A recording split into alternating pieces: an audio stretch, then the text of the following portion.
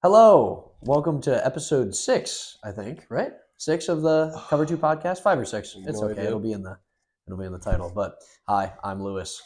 I'm Evan. Word. We got the jerseys out again. I have an old Ahmad Bradshaw jersey that I forgot to. I legitimately texted Louis saying, "Hey, you should wear the jerseys again. They kind of worked last time. Like if you happen to watch our channel, which we appreciate if you do.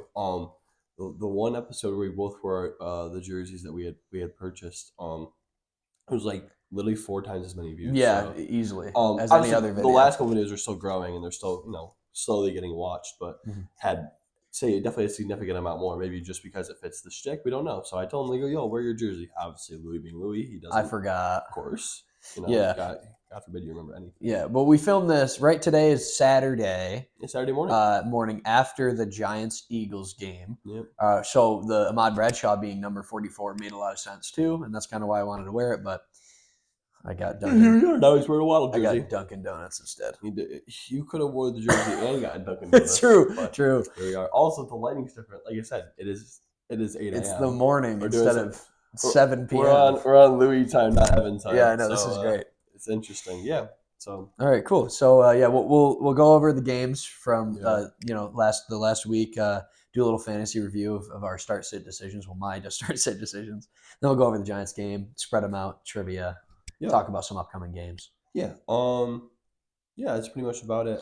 I think now that we have this episode, we'll be covering 2 Giants games. So we're gonna have a small segment where he talks about his feelings for kind of the literally the typical Giants 5 day stretch, a devastating, ridiculous loss to the Saints, then a Disgusting loss. then a dominant victory of the Eagles. Dominant Dominant It victory wasn't of the like Eagles. it wasn't like they just won the game. They destroyed them. Dominated. So, so we may as well start off with that first. Now they're on the subject. So Okay, so just talk about the Giants. let's go about the Giants. All right. Well, I'll start with the Saints game because I'd rather go in chronological. So the Saints game was the first half. Sort of towards the end of the first half is when Darius Slayton had the fumble, giving them an opportunity to go down and kick the field goal to take the lead at the time. We were the better team, and I still think are the better team. The only reason you lose that game is because Scadaboo said it in an interview. We are handing the ball over. We're literally handing it to the other team. We're practically just giving it to them on a silver platter to go score.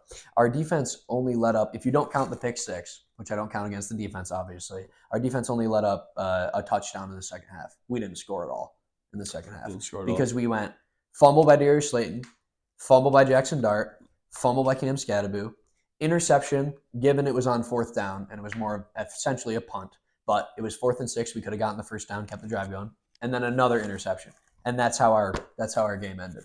It was pretty painful, and I think the thing from an outsider too, like we watched the good Jackson Dart victory against the Chargers, and then you see a week like that, and then it kind of raises a lot of questions. Like, okay, like let's go back to the first game Jackson Dart had. Did he really have that phenomenal of performance? No, he really didn't. Yeah, a lot of people are kind of looking like, obviously he's a rookie. You can't but the problem is with Giants fans and just the Giants in general is they need something to be excited about, and now So with any other team, if you're putting Jackson Dart in that situation, you're going to give him a few weeks. But with Giants fans and how long it's been since they've had something to root for, like Cam and Dart, you are literally if you're a Giants fan, you're like, I need immediate results now. And that's not a fair thing to do, but it also is fair as a franchise because you've been waiting so darn long because of your terrible front office. New York sports is just like that. Every sport is we want it and we want it now.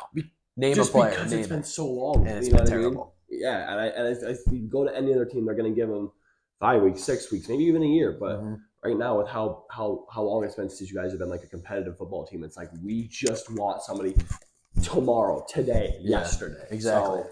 So we kind of look back at that first game, and it's like, man, is he really a little reminiscent of Daniel Jones's debut against the Buccaneers? Although Daniel Jones actually had a really good game against the Buccaneers. It was 300-yard passing, 3 total touchdowns, 2 passing, 1 rushing, game-winning drive, like really great performance. Yep.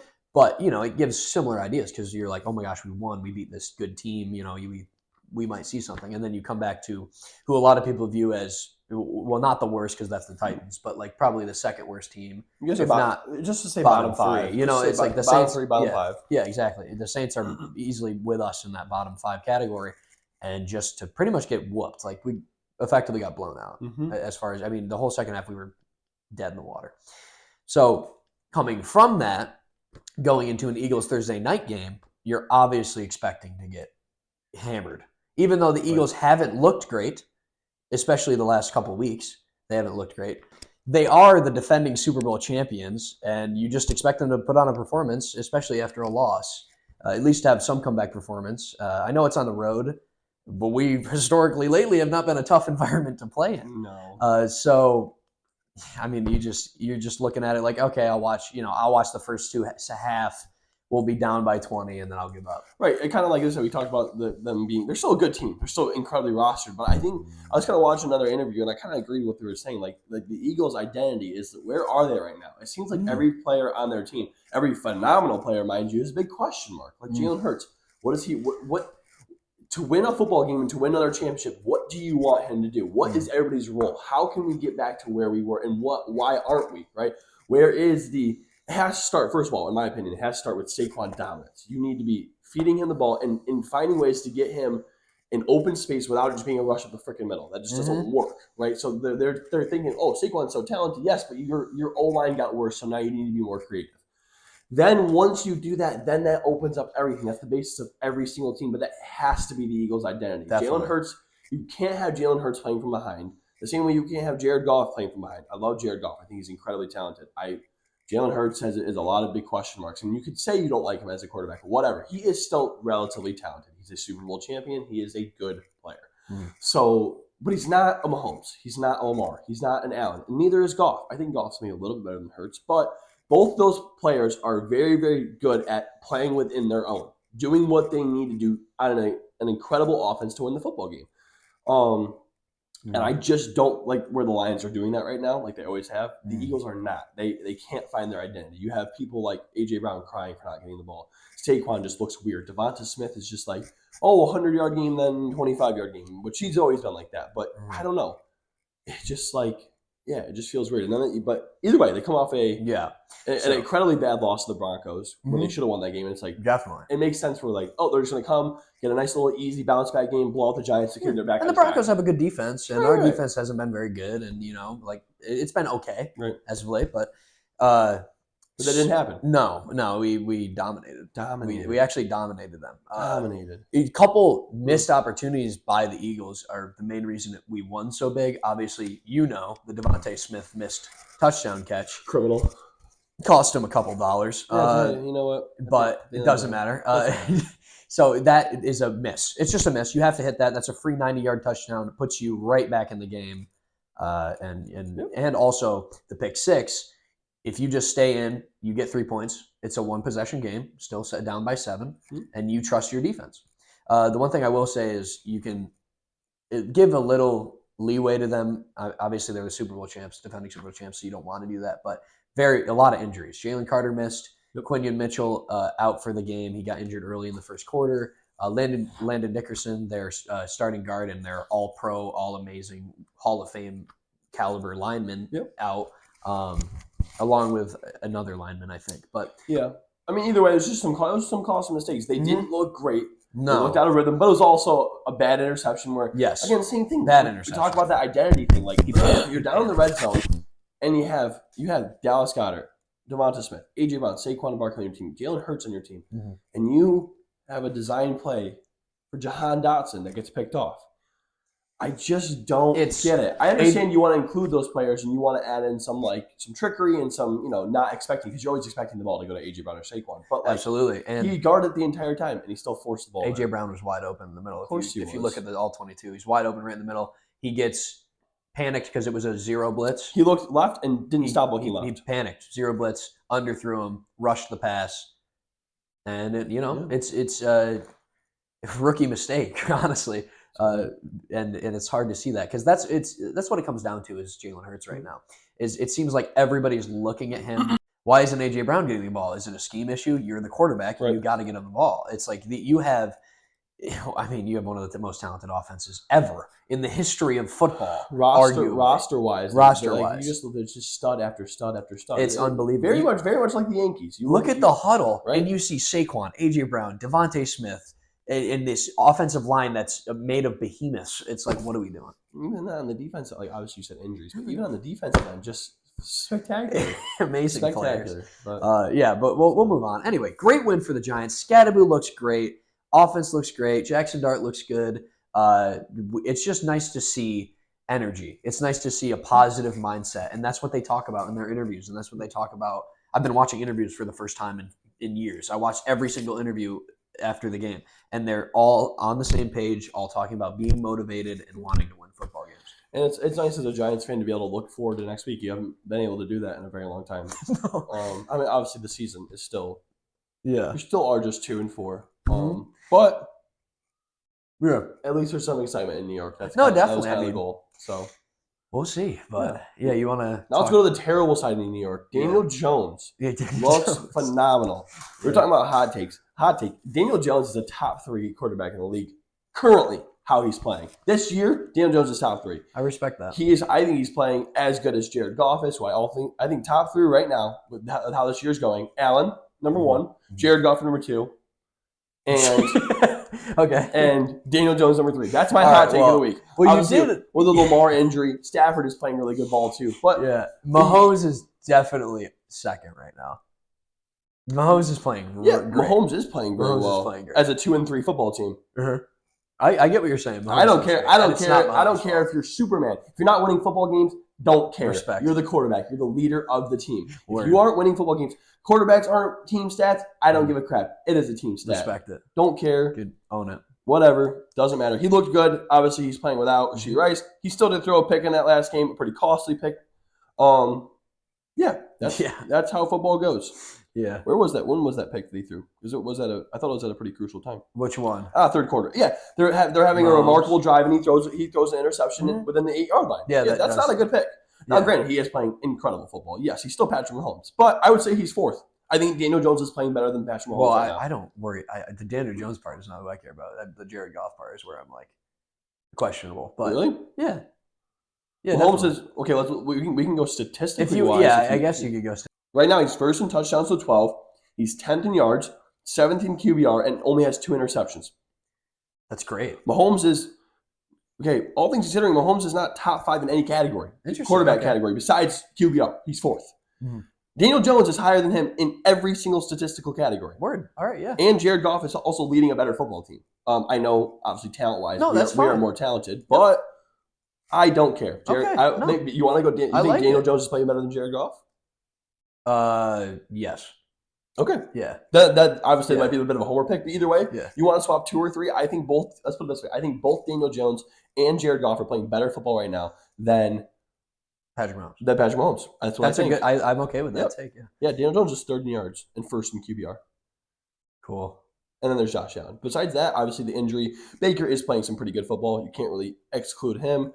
But again, still, I just feel I think maybe I shouldn't say best quarterback, because you can look at stats, you can look at a million different things, but how they are leading a football team, they are leading they're the best leaders, because for these reasons specifically. Baker, all the games that you've watched Baker play, he's had to make some miraculous, 3 out of the 4 games had ended, 3 out of their 4 wins?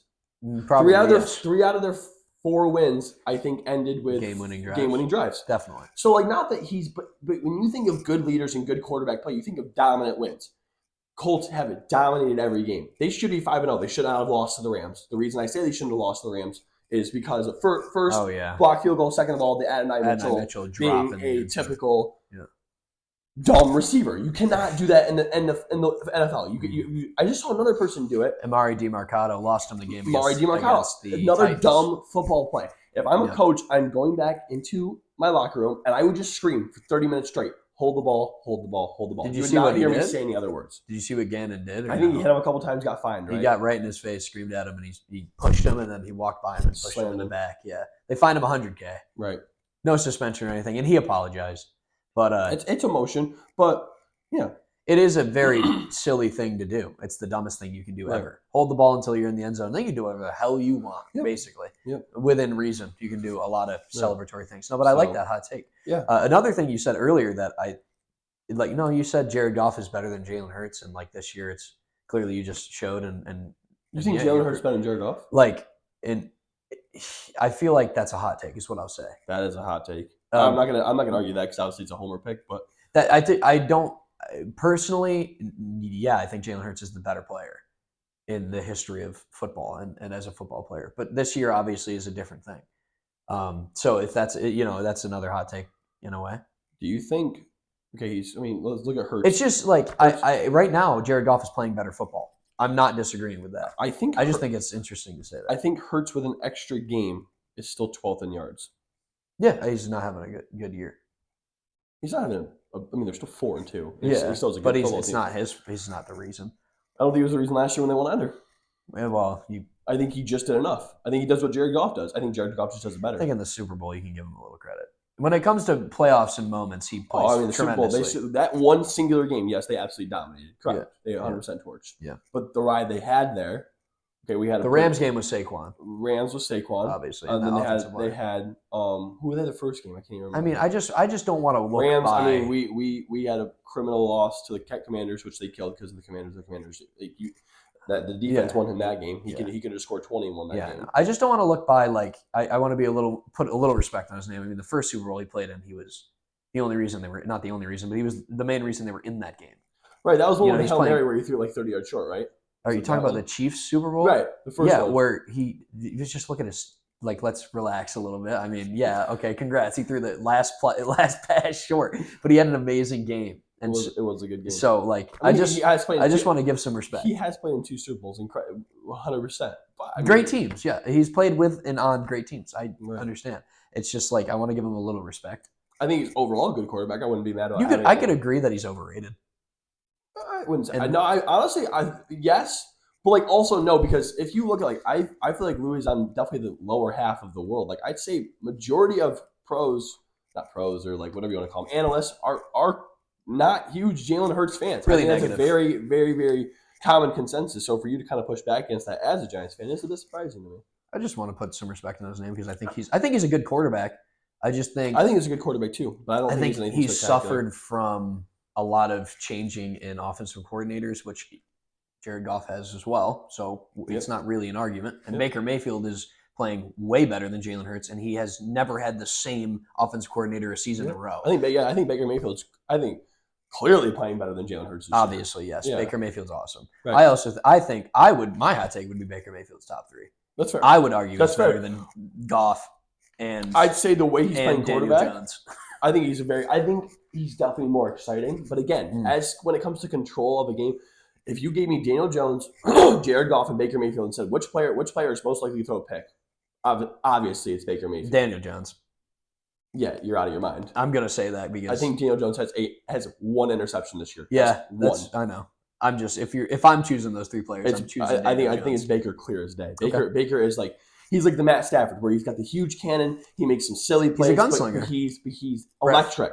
And the Josh Allen, that kind of just, you know what I mean? Just the scream in your face. I'm gonna blow right through you. Like I am power. I have this, that. But when it comes to playing within their own and playing the game of football, like Daniel Jones and Jared Goff are so identically playing right now.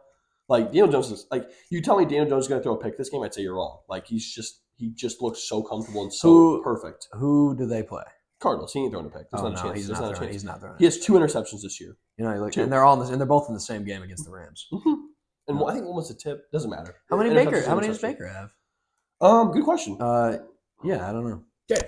All right, moving on to our fantasy review from last week. We do have a good bit of fantasy, so so be prepared for this one. Yeah, we'll try to keep it concise, but we got some news and some offers and some trade talks. A lot of it's. I mean, I'm already doing okay, but a lot is happening.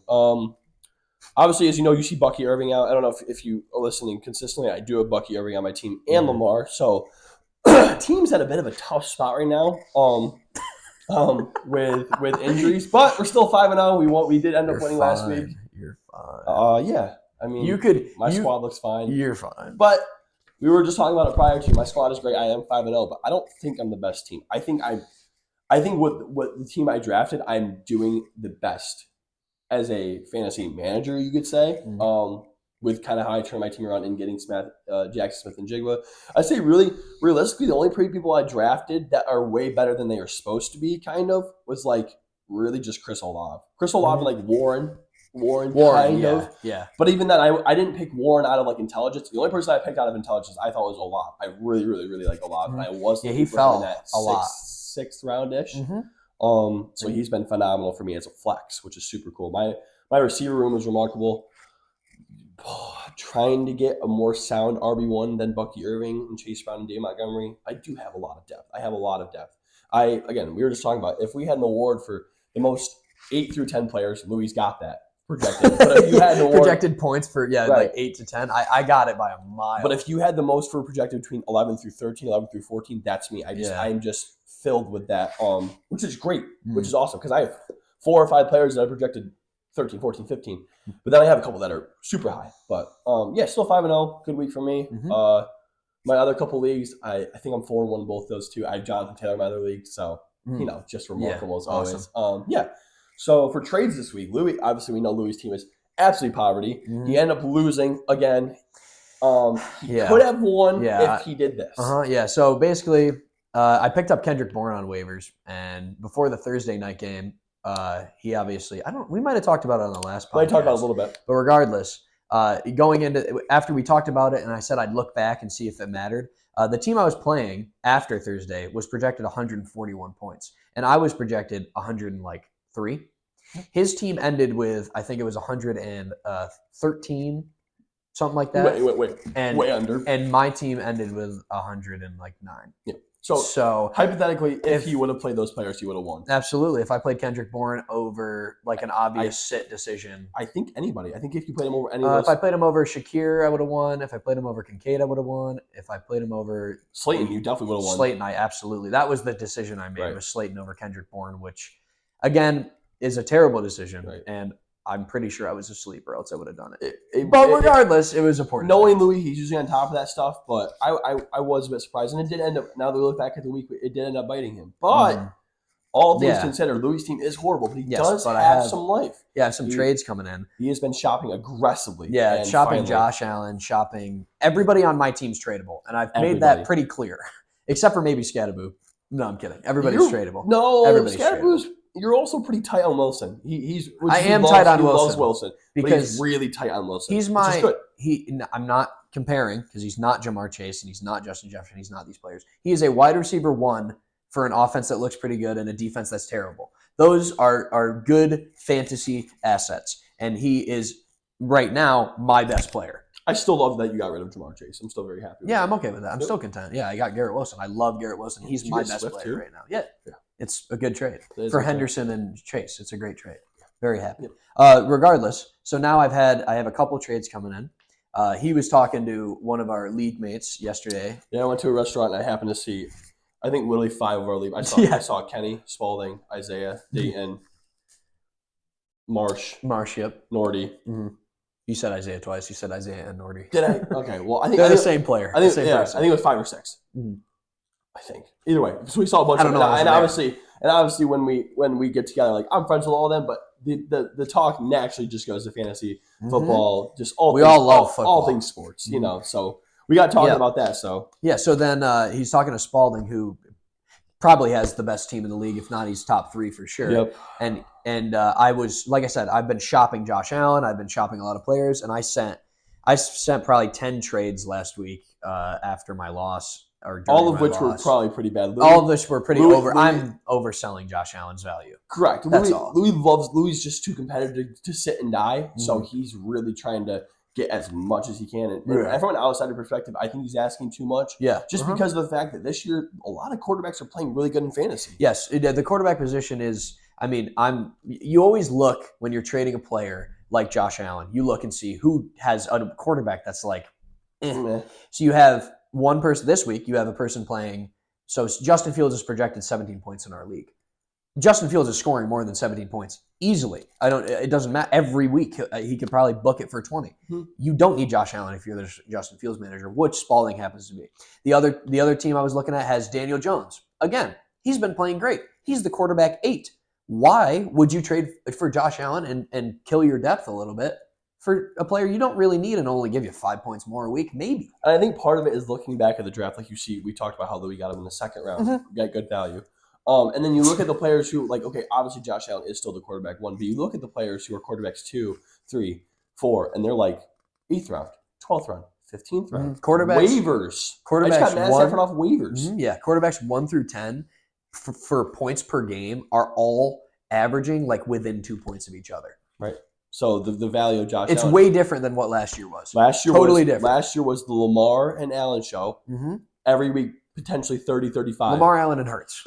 It hurts. Yes, correct. And then it was like you needed those players, and then if you didn't have those, it was obvious that you weren't going to compete for a championship. Like last year, I had an incredible team as well, and I had Lamar, and I was like, he is not. There's not a single chance you're getting him off my team. Mm-hmm. Now I'm kind of like, I have Caleb Williams and I have Matt Stafford, who are both projected 20 this week. I'm like, I don't really need Lamar anymore. I'm trying to get him maybe for a little bit of value with somebody who has Drake May, somebody who has Kyler Murray. Like Drake May was another person I was trying to trade for, and again, Drake May's been playing great, and he's averaging like 19 points a game. Why would you trade for Josh Allen? Just don't need to. Why would you trade for Josh Allen? Josh Allen would be great to have, but not if you have to give up your running back 2, running back 1, no chance. Wide receiver 1. You're never doing that. And those are the trades I'm kind of asking for, obviously with other players involved, but not nearly enough value. I'll be honest. I was sending a lot of trades, hoping to get any biters or any counter offers. I send trades just because so people know I'm shopping the player. Right. You want, and I want to put the word out. It does work because people have word of mouth. Like he came to me and said,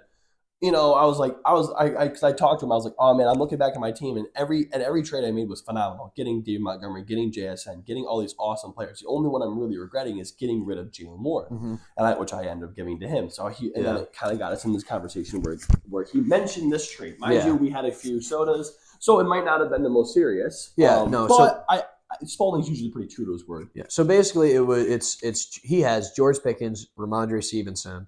That would be his end, and then I would be giving Josh Allen and Sam Laporta, which then I move Dak to my quarterback. I have a solid wide receiver 2 beside Garrett Wilson. It gives me running back depth, which I need, and I have Kincaid, who is currently placed higher than Laporta as a tight end anyway. So it gives me depth, gives me flex options. It allows me to, it gives me some variability. And like I said, he's the Justin Fields manager. I don't think he needs him, and I didn't even think he wanted him. But it kind of makes the trade work. I think the thing I was talking to Spalding about, Spalding can be a little interesting at times with his decision making, but at the end of the day, he is still a football guy. He still knows his stuff. Definitely. And the thing I was talking to him about too is we both agreed. Like I'm going to talk on Louis' behalf here. That's fine. Go ahead. Is the fact that if he does get Pickens, there's a big question mark. I told Spalding, I said Louis is desperate right now, which is true. Mm-hmm. I said Louis is looking for any spark, any life. I go, Spalding, you have to take advantage of that. Pickens could only be good for a couple more weeks. Then when CD comes back, he could go back down to that 11, 12 guy, like a T. Higgins. So if you want to sell him sky high right now, same thing with Stevenson, where it's the whole problem with the fumbles and who's going to really be our RB1, who's going to step up. Mm-hmm. Right now it's Stevenson, but it could be Henderson. It could be. No, Gibson's injured. So okay, so just be he tore his ACL. He's out for the year. Okay. That's the only reason. Okay, never mind. Stevenson, I didn't know that. So Stevenson becomes more value. That's the only reason why I would do the trade is because now Stevenson, at worst, is going to split the backfield in an offense that is pretty good. And I love Stevenson. I've loved Stevenson for years. Yeah. I think he's still better than Henderson by far. So now that I know that information, that makes a lot of difference. But he does deal with this with fumble issues, and even if the fumble issues have anything to do with what work he gets, that's still points lost. A fumble is still 2 points lost. That's still, you have to consider that. I mean, he's already lost. Okay, I'm going to say 3 comfortably. I know he's lost 3, at least, fumbles this season. So from Spalding's aspect, I said he doesn't really like Hawkinson as a tight end because now with Addison coming back, the offense doesn't look good at all, and Hawkinson isn't really that good. And he's sound with Kincaid. I love Laporta, obviously. No, I like Laporta. We are now using Laporta more on our offense, and he looks phenomenal. And I told him that. Mm-hmm. I said, if you can get rid of Pickens now when he's at his highest of highs, which he is, he's at remarkably high for what he really is worth. He won't get higher. He won't. And then you give him up Stevenson, who could have potential issues. And then as a power player, he's probably the best team in the league. When you have that power, why would you not want to have, sure, it doesn't make the most sense. Why would you not want to have Fields and Allen? You can pick your matchup so beautifully. You can pick your matchup, and God forbid something does happen with injury, he now has trade value. Again, not a lot, but more than other quarterbacks. Fields, Allen, I think Lamar, Fields has more trade value than Allen. It almost feels like that, dude. Right. I love Justin Fields. I'm a huge Justin for fantasy. He is He's top 5, and he's always been top 5 and I talked every about him. year. We talked about him huge before the beat year. The reason Spalding even drafted him was I talked about how awesome I thought he was going to be this year. I said, dude, get Kyler, but Justin Fields is going to be better. Trust me. So yeah, I think that trade is really good for both of them because it gives Louis the spark he needs, and it kind of just rounds out Spalding's team even more. And I like George Pickens. Now I know with the question mark and whatever, with how like I said before, how terrible a defense is and how explosive an offense is. That combination, that Jamar Chase, Bengals, Joe Burrow combination as of last year. Obviously, he's not the wide receiver one when CD comes back, but I think because of the missing games of CD, it's shown George Pickens can be an amazing two to CD's one, and they can really balance each other's very well. Because CD can be that slot. I think even when CD comes back, he's still going to be a 13, 14-point projected guy, and that's what he's looking for. But he could. I would love that, and he can blow up and have those 2 touchdowns. Well, I'm not going to book it, but he can have those games. Like a better Devonta Smith, essentially. Yeah, totally agree. So absolutely. I think that trade, when we talk about fantasy, that is a good trade. That is what good trades for both are about. Teams. For both teams. Yeah. Like usually you don't, like Louis just sending one-sided after one-sided. That is a good trade. Some of them aren't one-sided, but people decline because they don't like Josh Allen. I don't like Josh Allen. I get it. The other trade that I was offered was Garrett Wilson and Kendre Miller for Jordan Addison, and not DK, Ladd McConkey and Jordan Addison. So basically, I'm giving up. Funny because didn't you start with Ladd McConkey? Yeah, I know. He'd be trading me back to him, so I'd be getting Ladd back. So yeah, basically the trade for me is obviously increased depth, increased wide receiver. I like Jordan Addison as a player; he's pretty consistent. I like Ladd as a player. Speaking of which, we actually just have a trade that went through. Is it the trade? It's not the trade. No, it's a different one. It's a Jordan Mason trade. We have. Oh, let's look. I don't know. Breaking news. Yeah, unless it was one that just got pushed through. Like was there a trade? Oh, is it the one that? It's the one that got pushed through. It's the one that got. Sorry, you can read it if you want. Oh, it was just Chris Godwin, Zach. It's a lot of just. It's a lot of meh. It's meh for meh. It's not important. Besides, pointless. Jordan Addison has had the last 2 weeks of 15 points each game with Jefferson and obviously Carson at quarterback. The targets look pretty decent. I like Jordan Addison as a player. I think what we come back to is looking at Louis' team. If he can get to a week where he has a full lineup, obviously besides defense, projected 10, 11 or more, that is a win. That is depth. That is what he's looking for. That would be huge. So if all else goes through, like, what is your roster looking at? So if everything goes through, I have Dak or Jackson Dart, but obviously I'll be starting Dak most weeks. So I have Dak, Scattaboo, DeAndre Swift, George Pickens, I'll say Jordan Addison, Kincaid, Ladd McConkey, and then Shakir. Or right, who else? I think it would be Shakir or Stevenson. Or Ramondre Stevenson also which is a great team. That's a solid team. That's way better than I started. That's way better with. So that's if everything else goes through, which I'm basically hoping on. I think Spalding will probably accept, but he changes his mind off. He does change his mind. So, he was talking about last night, but he sounded pretty convinced. I'm hoping Spalding accepts, and then I'm hoping that Marsh accepts the Addison and Ladd trade because I like that trade the most. Although I'm giving up Garrett Wilson, who I love. No, you should like that trade. I love that trade. I love that trade. You should. It's basically I'm giving up Garrett Wilson for those two players. At the end of the day, like Garrett Wilson's much better, obviously. But if Garrett Wilson scores 18 and they both score 10, that's more than 18. That's more than 18. And they have a higher ceiling. They have a higher ceiling than Shakir or Kincaid do, I think, for a flex. Definitely. Yep. So that's our fantasy talk. Still 5-0. Still incredible. Yeah, and I'm 2-3, and I'm hoping this week I'll be 3-3. I think I will be. Whatever. After Scattaboo's 30-point performance, I'm projected 127, which is still less than what Dayton's projected. After a 31-point Scattaboo game, he's still projected to lose. That is a funny stat. Anyway, horrible. Yeah, really bad. Let's go to our next game. Let's go. Week 4 of Spread 'em Out. Spread 'em out, week 4. So let's go over last week. Right. So for the points I got my silver spread, Dallas -1.5 against the Jets. That gives me 2 points. I got my bronze spread, which is Lions Bengals -9.5 Lions. So JSN was my got wide receiver 3 on the week. He got a point. I had Cowboys Jets over under, which gave me at 40.5, and it was 3 points. So I got 7 total points. Yeah. I ended up getting 6. I had a gold spread, which is the Colts. Easiest lock ever. Lions, obviously, we're going to kill them. I picked JT, who I should just pick every single week. Yeah, and I ended up losing 7-6. Couple kind of killed me. Really, the only one I'm really upset about was the Texans Ravens over under. I chose under, which looking back at it doesn't feel like a bad pick because they're both like horrible teams, and the Texans offense like hasn't been good. But of course, they covered the over by themselves because the Ravens are that poverty. So yeah, I'm down 2-1. I hate losing to Louis, but that's okay because like if he beats me, I spread him out. That's fine because he doesn't beat me at anything else in life at all. Anything besides like bowling. Yeah. Like I'm getting better. But even then, bowling, you might get me. The thing is, I bring him around just so he can teach me what he knows, so I can start beating him. Yeah. Anyways, kind of how I feel about you. You teaching me your golfing ways. You'll never get there. I will never be better. I could drop everything on my life, drop everything, and spend 24 hours working with Louis at his golf game, and he will not be better than me, and that's okay. For sure. Some people just don't have what it takes. Yeah. Let's go to week 4. All right, so I'm gonna start with my gold spread. I have Rams over the Ravens -7.5. I like that. I just hate, for some reason, me personally, they're going to kill him. But I hate the 7.5 because it's like, I always say, they're going to win by a touchdown. That's only 7, so that doesn't count. I don't know. I hate if it's 6.5, I would have picked that. Not that it's not easy, just the thing that clicks in my mind, like, I don't know. But they have to win by 10, basically. You know what I mean? Usually guys aren't winning by 8 or 9. By 8 or 9, no. Right.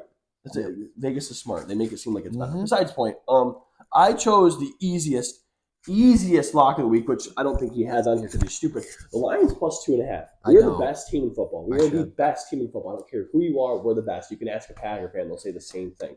We are not losing to the Chiefs. The Chiefs don't look good. Rasheed Rice is not coming back. I don't give a crap if you're playing home. I don't give a crap if you're playing in my backyard. You are not winning the football game. So stop saying you're going to. Lions +2.5. Easy. Nice. Easy. All right, so my silver spread is Dallas over the Panthers -3.5. Again, terrible Dallas defense, but feels easy. Awful. That a lot of the spreads feel low this week. I think just because of how weird the NFL has been. It really comes back to the fact that like my next 2 picks feel crazy low, but like the NFL is so weird that like they kind of have to put the lines there. That's why I have the quarterback I have. I don't want to get to that. I'm stoked to hear it. He said it was gross. I have no idea who it is. Chargers -3.5 against the Dolphins. Again, just feels way too low. The Chargers didn't look so buns against the Giants. It'd be 7.5. So it's like, all right. And the Commanders, they only scored 10 against the Commanders. I forgot about that game, but I feel like easy game to forget about. It's the downward slide. Yep. It's a boring. I also have that as my bronze spread. Right. So. And then another weird one: Bills over Falcons 4.5. Come on. Bills are gonna cook them easy. That should be at 7.5. That would make more sense. They lose to the Patriots. Everything in the NFL is so weird right now. All right. So for my quarterback, I have Mac Jones of the 49ers over the Buccaneers. Yeah.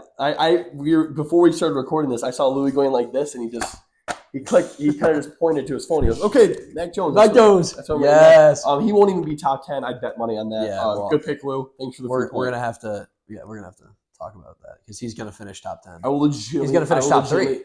I will bet you money he doesn't come top 10.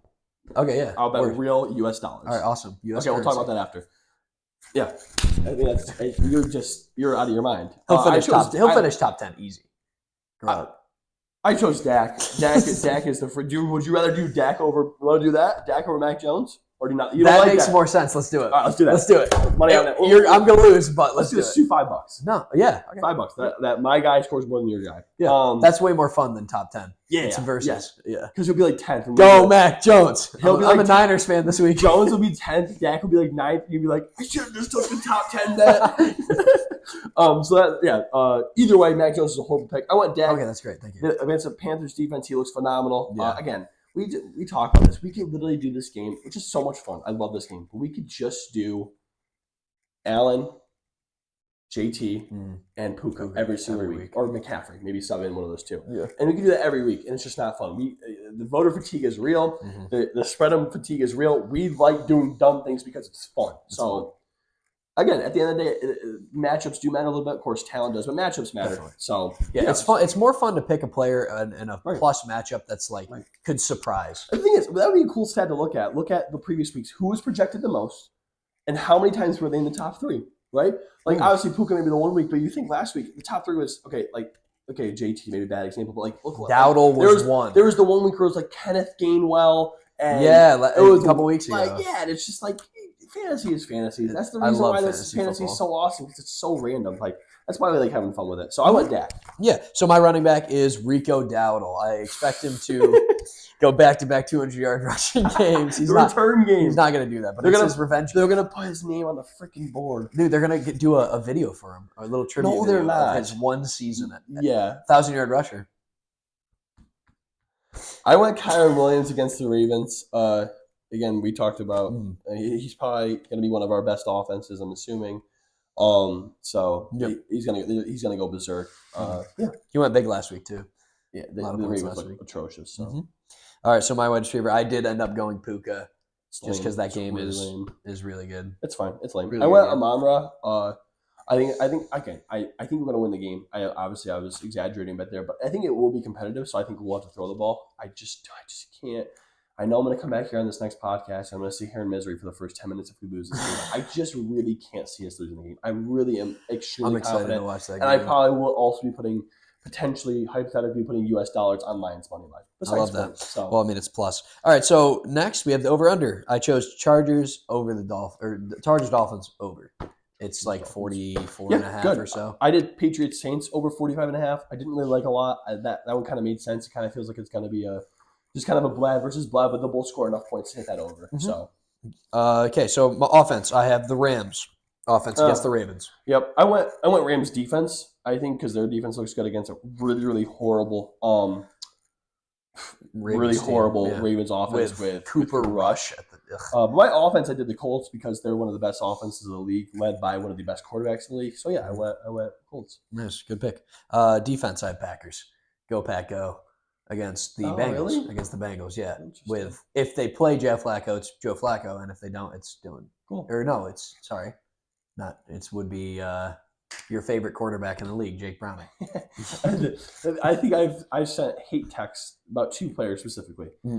Very specifically, I hate Jake Browning. Yes. Because I love how horrible he is. Mm-hmm. I also hate Terron Arnold. I hate them. I hate Terron Arnold as a player. Yeah, you did send that. I don't care if we get a 7th or nothing for him. If he's off my team, I'm happy. It was funny because you sent that, and then he had like the next 3 pass deflections.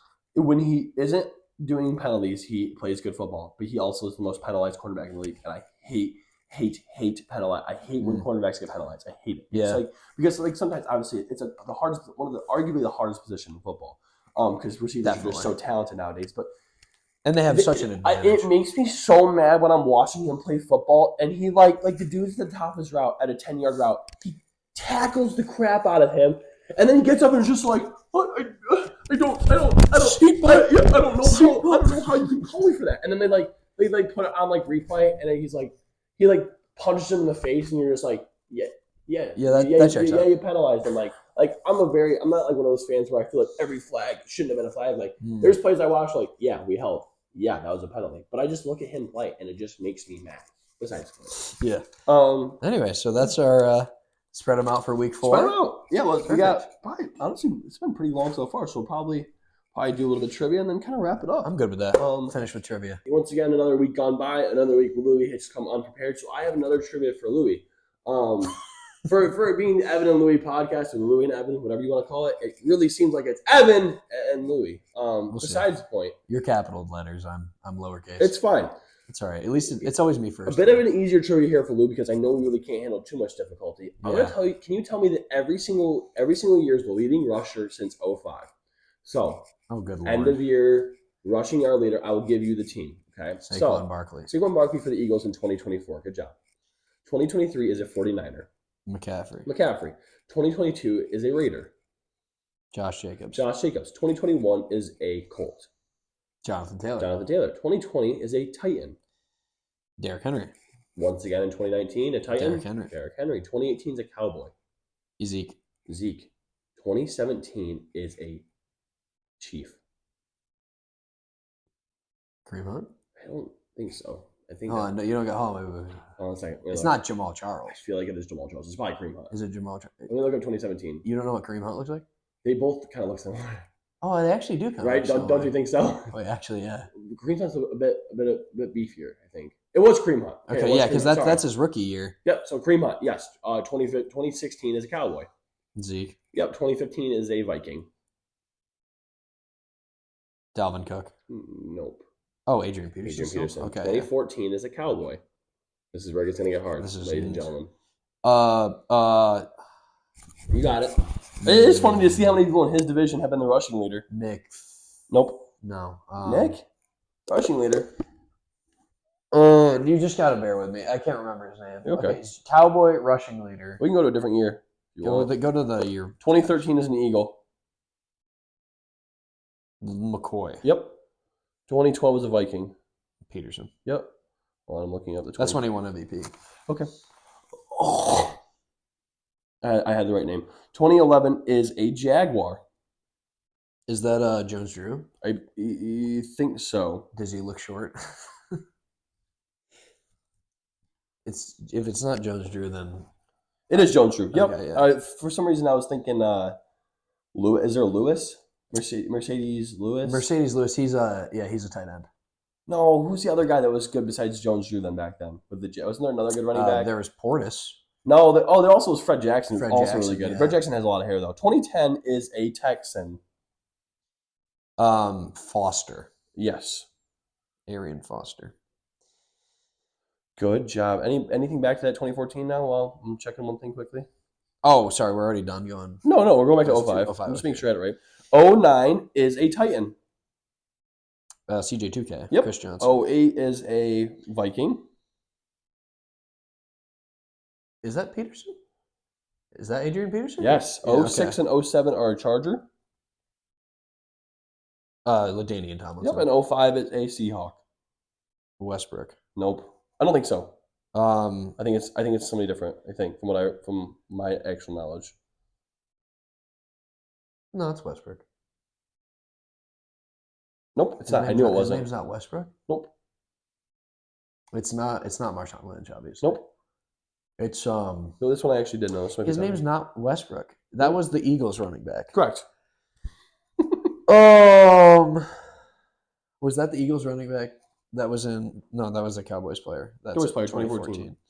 When you hear this guy's name, you're going to be upset. No, because I know his name. I just can't remember it. His initials are DM. Murray. DeMarco Murray. Yeah, because the other guy, it was DeMarco Murray, and then the other guy that spelled him the next year, Murray left. It was like MC, it was like McFadden was his name. That's why the McFadden came in. 05. I actually it's on the cover of Madden. Yep.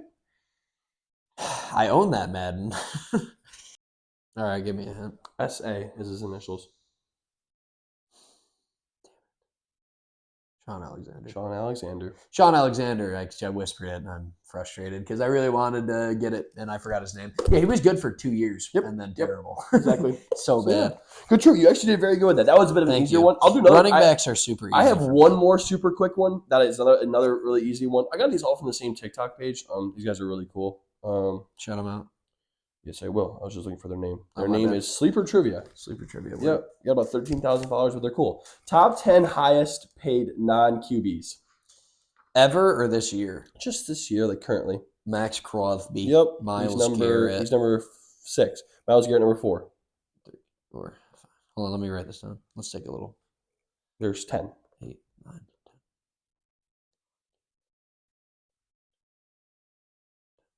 All right, so, okay. So I said Max Crosby was number 6. Max Crosby is 6. You said Miles Garrett 4. Miles Garrett's 4. Micah Parsons 1. 47 million a year. CD 8. Okay. We'll play 3 strikes. This one isn't that hard. That helps. 3 strikes and you're out. TJ Watt. 2. 41 million a year.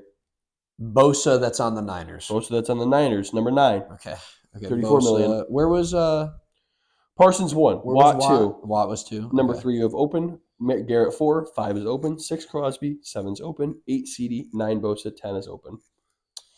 I just want to think recently because they're all recent. They all like 3 of them are this summer. Most for this year. Parsons, Watt, Garrett. I'm making some wild faces. My bad. This is the worst because now I have strikes, so I need to be. I'm going to give you I'm not going to give you I want you to get a strike. Most of them are defensive players. Okay, so it could be split, I guess. You said you're not giving me hints. Great job. You're doing a great job of that. Brian Burns. That's a bad guess. One strike. You the comment you made about most are defensive. That's I think where you're getting really hung up. You're really only just thinking about defensive players. Chase, number 3. Jefferson, number 7. One more defensive, one more offensive is your last. These last 2 are tough. I would never have gotten these. One more strike, I'll give you a hint. So 1 was defense, 1 offense. You said 1's defense. Number 10 is an offensive player. Number 5 is a defensive player. The offensive player is a lineman. Is it Laramie Tunsil? Incorrect. Okay. Now your last thing before you get your last strike. The defensive player is a AFC player, young. The offensive player is also AFC, but not as young, a bit older. One of them has been on the team, and he re-signed, and the other player got a new team for a big contract. Okay, so the defensive player, yep, AFC, same team? No, not same team. AFC, not even same division. AFC new team. Defensive player. AFC same team. Defensive player. Okay, perfect. AFC new team. Offensive player. Older. Offensive player is the older one. Okay. Offensive player is older. Maybe not age, but like feels like definitely been in the league. Definitely been in the league longer for sure. All right, so I'm gonna guess for the defensive player. The name that comes to my head is Surtain. It's not Surtain. Okay, so this is from the Texans. Just got a new contract. So is it Stingley? No. So it's Will Anderson. It's Will Anderson. $37 million a year. And he's the 5th or 10th? He was the 5th. The 10th was offensive. Steeler. You'd be very surprised by this. DK. $33 million a year they gave him. He's definitely been a year longer than Will Anderson. Obviously, correct. I'm not stupid about that. In the league, yeah. DK's been in the league for probably 6 years. Probably only a couple years older though, maybe 2. But definitely Will Anderson's been in for 4 now. Yeah. He just feels like more of a household. Like you know, more people know DK Metcalf than Will Anderson, I'd say. Yeah. Will Anderson's more like he's an incredible, phenomenal player, but definitely, I think the Texans just aren't a very social media team. No, definitely not. They're not put out there because I like their coach is good. You go to average NFL fans, you say you know who Derek Stingler or Will Anderson is, they're going to say no.